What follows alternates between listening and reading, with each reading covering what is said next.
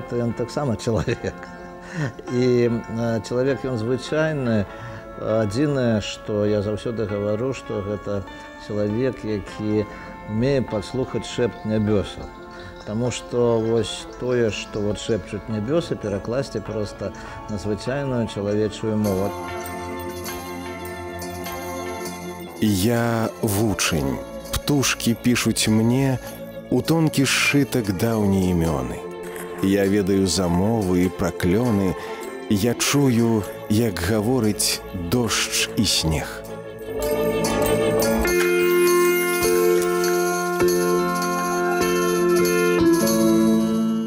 Паэт, пісьменнік і журналіст Навум Гальпяровіч нарадзіўся ў старадаўнім Полацку 14 студзеня 1948 года.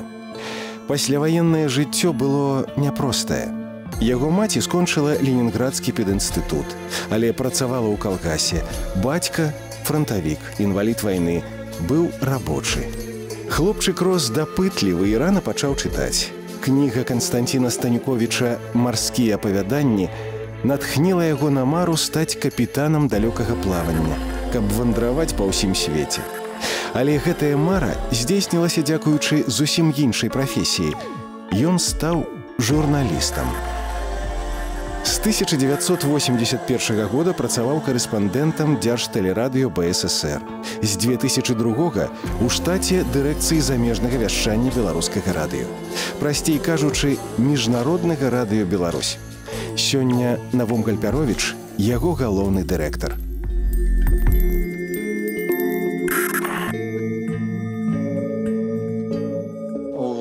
Нас сёння традыцыйная наша праграма «Штрыхі».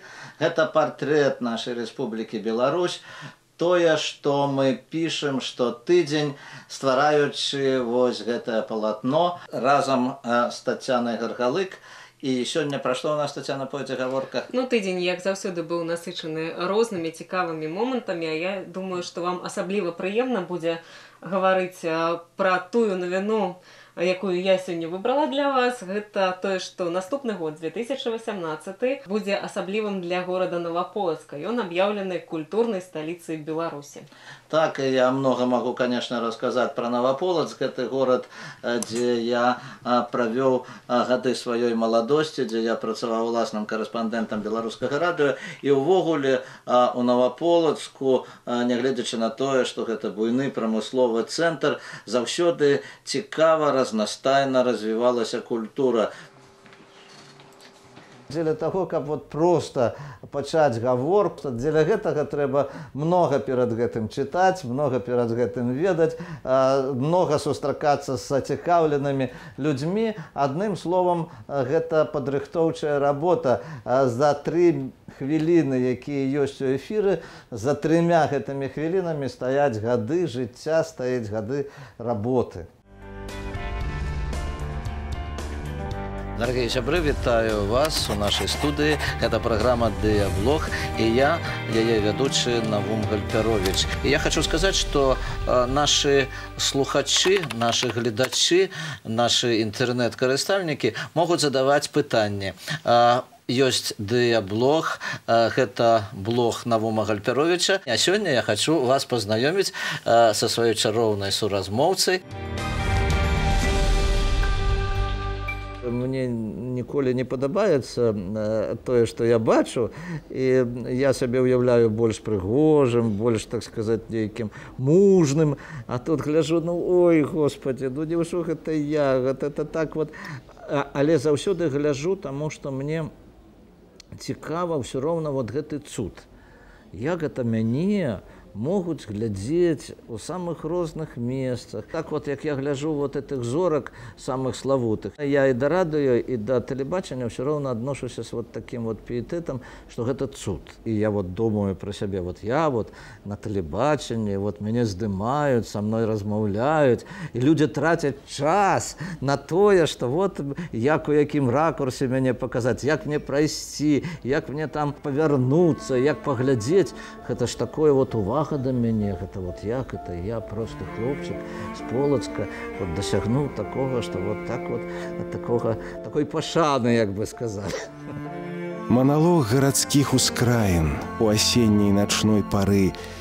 Як дзяцінства сваё чытаю, я і вуліцы, і двары. І так атрымалася, што вот я хлопчык, які чытаў многа кніжак, з 5 гадоў навучыўся чытаць, ну нібыта такі вот хлопчык кніжны, у школе добра вучыўся, а не паступіў першы год і пашоў працаваць рабочым, грузчыкам на завод шкловалакна. Гэта, правда, называлася інтэлігентна транспарціроўшчык. То есть я прайшоў, значыць, вот гэтую лесвіцу з самай першай ступенькі. І калі я працаваў ужо ў сродках масавай інфармацыі, звязаных з вытворчасцю, я ўжо крыху гэтых людзей разумеў. Я разумеў эту сітуацыю, я разумеў гэту сутнасць, але ўсё-такі я імкнуўся больш да большага прастору, да большай шырыні, да большай вот такой вот панарамы.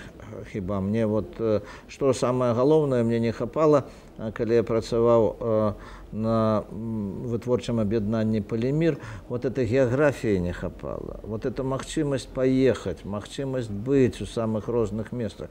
Плывуць вячыстыя аблокі, дыміцца свежая ралля. Мой шлях памысны і высокі, бо ў родным краі гэты шлях не ён за іншы не лепшы, ды з гэтай сціплаю зямлёй я парадніўся жытнім хлебам, слязамі, потам і крывёй, бо знаю, толькі гэтак можна свой лёс з народам падзяліць, каб на яго спрадвечнай мове зямлёй і небам гаварыць. У мяне цёця жыла ў Гродно. И вот мы поехали до тети, и она там, значит, нас с мамой и сестрой у Трускиненка, Друскенники, значит, вот, 40 километров от Гродно. И там, и я у дворы убачив хлопчиков маленьких, які могут размовлять на 4 мовах. И они говорили, треба, значит, по-литовску, як по-литовску, по-польску, значит, по-польску, по-руску, значит, по-руску, по-белоруску, значит, по-белоруску. И я стал учить литовскую мову. И потом я подумал, а чему вот беларуская мова такая цікавая, такая, ну, скажем, такая глыбокая, такая богатая. Я читал по-беларуску, и все. Я подумал, что вот трэба ж вот так вот и беларускую мову шанаваць, и захоўваць. И не адразу, але вот недзе ўжо ў больш сталым узросце, ўжо гадоў 17-18, я потым ужо зразумеў, што вот беларуская мова і лёс беларускай мовы, і лёс беларускай культуры, што трэба, што гэта шчасце, што гэта адметнасць. Імя паэта Наума Гальпяровіча добра вядома сярод аматараў беларускай паэзіі. Сам жа ён са знакамітай сваімі паэтычнымі традыцыямі Полачыны зараз мінчанін і шмат друкуецца. Але ў песенным жанры ён дэбютуе ўпершыню разам з кампазітарам Олегам Елисеенковым. У ягонай новай песні «Я табою адною жыву». Сустракайце, Олег Елисеенков! Ну, шапні мне пяшотна любы, як шаптала ў рассейнай траве. Я так ведаю твае губы, што чытаю на памяць, як верш. Я так ведаю цёплыя плечы і халодных вачэй сіняву, бо ўжо 10 гадоў штовечар я адною табой жыву. Я так ведаю цёплыя плечы і халодных вачэй сіняву, бо ўжо 10 гадоў штовечар я адною табой жыву. Я таксама аднойчы гаварыў, што паэт заўсёды павінен быць крыху закаханы. Таму што каханне гэта, напэўна, для чалавека творчага гэта адзін з самых галоўных стымулаў вот, для творчасці, для таго, каб нешта вот, стварыць цікавае, нешта стварыць шчырае. Першыя вершы, канешне, пачыналіся з нейкай прыязнасці, з нейкага, ну, можа быць, не такога глыбокага і высокага кахання, але жаданне вот, проста спадабацца, жаданне атрымаць вот гэта нейкае вот пачуццё такое ўзамен. А пра каханне ўсё ў маіх вершах. Адзін чалавек сказаў: ты такі смелы, ты не баішся, што вот тое, што ты пішаш пра каханне, вот неправільна зразумеюць. Чалавек, які піша вершы, які называе сябе паэтам, які сапраўдна творчасцю займаецца, ён не павінен нічога баяцца, ён павінен быць шчырым. У мяне нават такі верш ёсць: так цяжка быць проста шчырым, бездапаможна шчырым, ні літасці, ні кахання за шчырасць сваю не прасіць. Не забывай мяне ніколі, са мной вачэй тваіх святло. Не забывай мяне ніколі, каханне наша не прайшло. Не забывай мяне ніколі, са мной вачэй тваіх святло.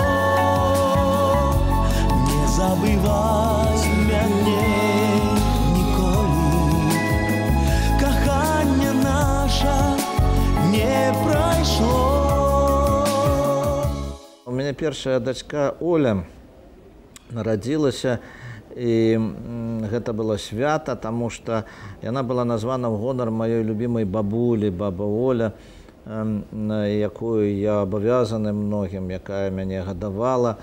Вот. А потым сын Максім. Я ў сям'і з дзецьмі размаўляў і размаўляю сёння заўсёды толькі па-беларуску. Выдатна ведаюць рускую мову. Оля была пераможцай гарадской алімпіяды па рускай мове, але яны са мной заўсёды таксама гавораць па-беларуску. Я даваў ім волю ў тым, што кім яны хочуць, хай яны і будуць.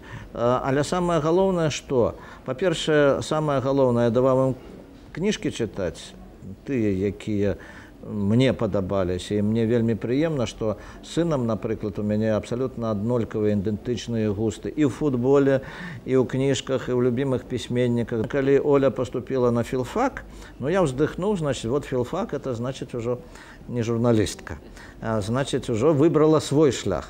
Але потым яна пайшла на радыё, і вот тады вёў перадачу «Жывое слово» Юревіч, і яна пайшла студэнткай першага курса, просто хацела запісацца на радыё. Ён сказаў тады, што дыктара з цябе, Оля, не атрымаецца, а ты паспрабуй, як твой бацька, значит, рабіць нейкія рэпартажы. З таго часу Оля працуе на радыё, стала журналісткай.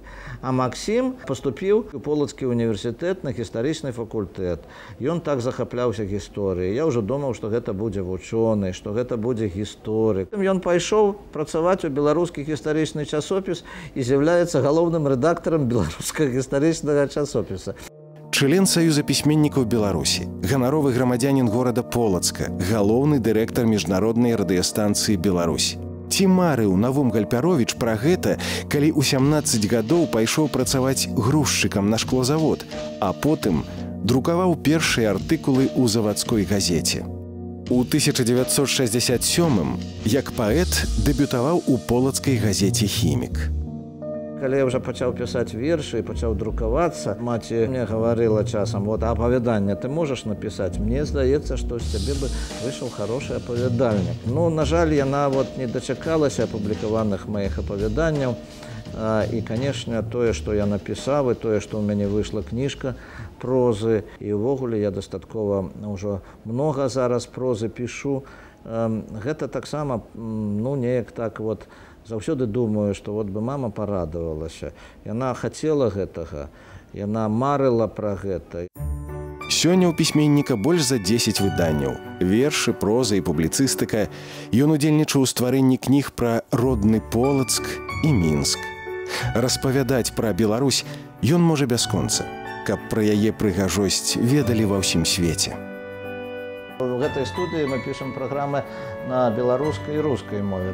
А у нас есть студия, где пишутся программы на замежных мовах. У нас не одна студия. Сценарный план, студия, микрофон. Ну и программа, яка зводится. А вот тут працують наші журналісти, які працюють на самих різних заміжних мовах. Вот, Саша англійська мова, Наташа німецька мова, Катя французька мова, Женя англійська мова, Роман іспанська мова. І ось Віка, яка працює на всіх мовах і на сайті так само. Ну, ось тут рихтується програма на іспанській мові. Ось Роман Нестерович, ён выпускник Мінського лінгвістичного університету. Ён працює у нас на іспанській мові, на беларускай мове, на рускай мове. Средний ўзрост 30 гадоў наших супрацоўнікаў. І, конечно, з імі працаваць таксама адчуваеш сябе маладым, таксама адчуваеш сябе амаль 30-гадовым. Наше радыё працуе на 9 мовах. Гэта адзінае такое радыё ў Беларусі, якое працуе акрамя беларускай, рускай, яшчэ на англійскай, французскай, іспанскай, польскай, кітайскай. І вот мы з новага сезона перайшлі на арабскую мову. І мы вот на 9 мовах расказваем свету пра Беларусь. Мы праводзім самыя розныя конкурсы, акцыі інтэрактыўныя.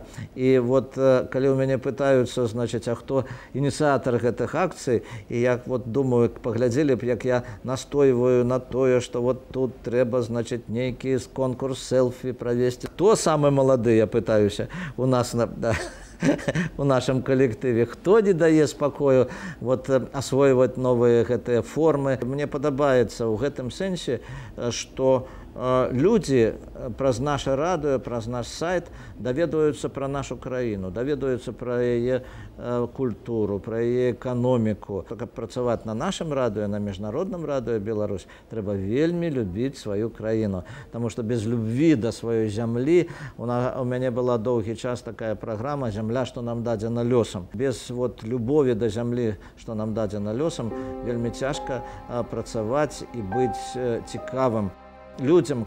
Хваляваннем душа напоўніцца, і самотны ва ўсіх на віду, ціхім голасам, родным Полацкам я даліку твайго прыпаду, і душа да святла адкрыецца, і пачую праз часу тлум, як лапоча высока крыламі свет маіх адзінокіх дум, дзе бацькі і дзяды і прадзеды, дзе жаробка скубе траву не падкінуты і не скрадзены, я ў айчыне сваёй жыву, не падкінуты і не скрадзены, не старонні і не чужы, там, дзе небам было мне дадзена гэты дзень мой зямны пражыць.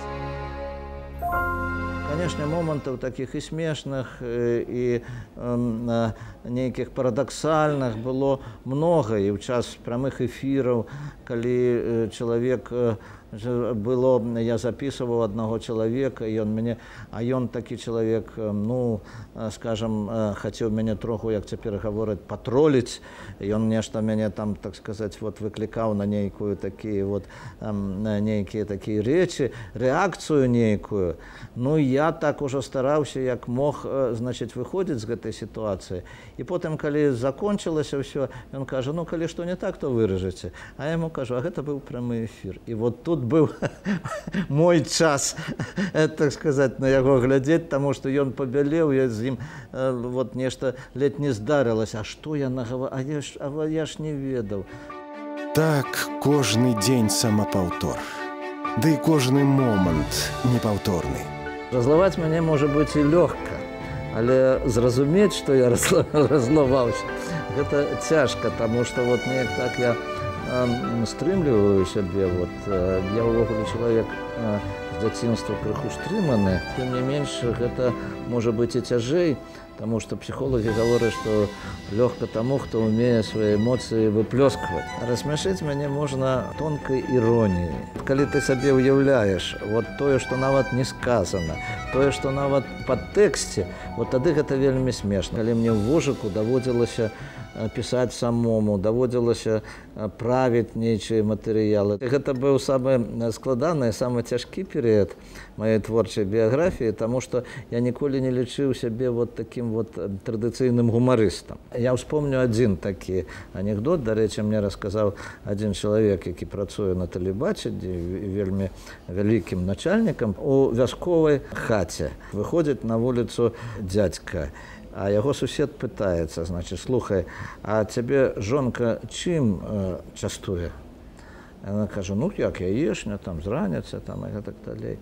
А кажа, вот ты выходзіш, едзеш на працу, а прыходзіць кум, а яго жонка частуе крамнай гарэлкай, выджанінай, яна яго, так сказаць, вот, прывечае, а ты вот яешняй перабіваешся. І тады ён рашыў, што ён за гэтым прасочыць. І ён выходзіць з раніцы, бярэ стрэльбу і кажа, я еду ў Стоўбцы, а сам падложак. І тут сусед прыходзіць, а яна яго прывячае, а яна яму ставіць крамную гарэлку, а яна яму вэнджаніну, а ён ляжыць пад ложкам і думае, вот даў бы я табе, каб я не быў у Стоўбцах. Душа ад айчыны лечыцца, як маці, яна адна. Мы ж толькі сюжэт для вечнасці, якая прымае нас. Самае галоўнае у беларускіх вёсках, у беларускіх паселішчах, гэта, па-першае, гасціннасць такая, па-другое, жаданне вот госцю паказаць вот, і паказацца самому госцю вот таким вот лепшым, чым ён ёсць на самой справе. У нечым папракаюць, што вот яны такія, можа быць, няшчырыя, хітрыя, але гэта рыса характару. Усё лепшае, усё, так сказаць, вот гасціннасць паказаць. Нават калі чалавек, можа быць, табе не вельмі падабаецца, але гэта не паказаць. Вот такая, можа быць, неадкрытасць, таму што беларус ніколі не скажа, як справа, ён не скажа выдатна. Амерыканец заўсёды будзе на ўсю шырыню смяяцца і рот адкрываць, а казаць, што гэта ўсё выдатна.